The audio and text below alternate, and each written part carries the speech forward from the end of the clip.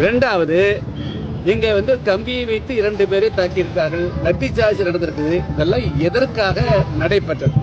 அடுத்து அந்த நேரத்துல 1 மணி நேரத்துக்கு மேலாக அவர் கூட்டம் நடக்கிற போது அது இரவுல 7:45 மணி 8 மணிக்கு மின்சார துண்டிப்பு எதற்கு செய்தார்?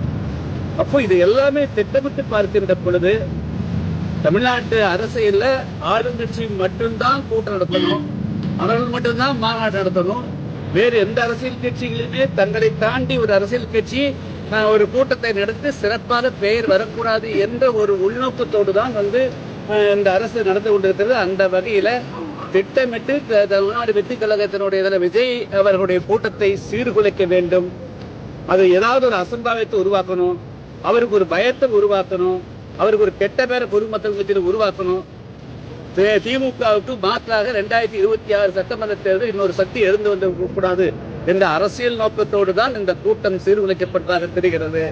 இதனால ஒரு சுதந்திரமான ஒரு விசாரணை இருந்தால் ஒழிய, அதுவும் மத்திய அரசனுடைய விசாரணை இருந்தால் ஒழிய அது உண்மை நிலைமைகள் வருது. ஏன்னா இது தொடர்ந்து